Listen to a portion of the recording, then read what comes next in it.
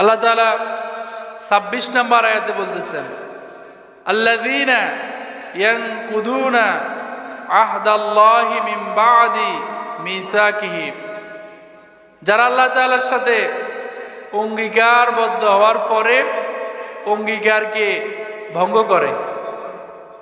এটি কোন অঙ্গীকার? আমরা সবাই রূহের জগতে আল্লাহ তাআলার কাছে অঙ্গীকারবদ্ধ হয়ে এসেছি।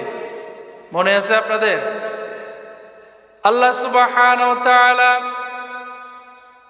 রূহের জগতে যখন আদম আলাইহিস সালাম থেকে শুরু করে কিয়ামত পর্যন্ত যত মানুষ এই দুনিয়াতে আসবে, সমস্ত মানুষকে যখন একত্রিত করলেন, রূহ সৃষ্টি করলেন, আল্লাহ তাআলা সবাইকে বললেন, আলাস্তু বিরব্বিকুম, আমি কি তোমাদের রব নই? সেখানে আমি আপনি, নমরুদ, ফেরাউন, কাফের যত এই পৃথিবীতে আছে সমস্ত কাফেররা, মুসলমানরা, ইমানদাররা সবাই এক বাক্যে উত্তর দিয়েছেন, কলু বালা, অবশ্যই আপনি আমাদের রব, অবশ্যই আপনি আমাদের কি? আমরা কিন্তু আল্লাহর সাথে ওয়াদাবদ্ধ হয়ে এসেছি দুনিয়াতে, চুক্তিবদ্ধ হয়েছি কার সাথে? মনে আছে আপনাদের? এখন দুনিয়াতে এসে এটা যাদের মনে আছে তারা মুসলিম, তারা কি? আর যাদের মনে নাই তারা কি? কাফের।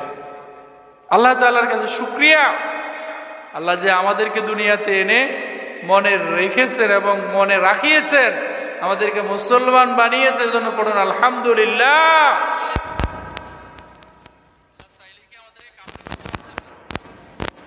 আল্লাহ চাইলে আমাদেরকে ইহুদি খ্রিস্টান করতে পারতেন না, কিন্তু আল্লাহ যে আমাদেরকে বিনা সাওয়াতে মুসলমান বানিয়েছেন, এজন্য শুকরিয়া আদায় করা দরকার আছে না নেই? আল্লাহ তাআলা বলেন, যারা আমার সাথে কৃত ওয়াদাকে ভঙ্গ করে তারা হচ্ছে মুনাফিক। তারা কি? তারা মুনাফিক, তারা কাফের, তারা ফাসিক। এবং আল্লাহ তাআলা আমাদেরকে যত বিধিবিধান দিয়েছে, সমস্ত বিধিবিধান সমূহকে যদি আমরা মেনে নেই তাহলে আমরা মুসলিম। আমরা কি? কিন্তু আমরা যদি আমাদের মন মতো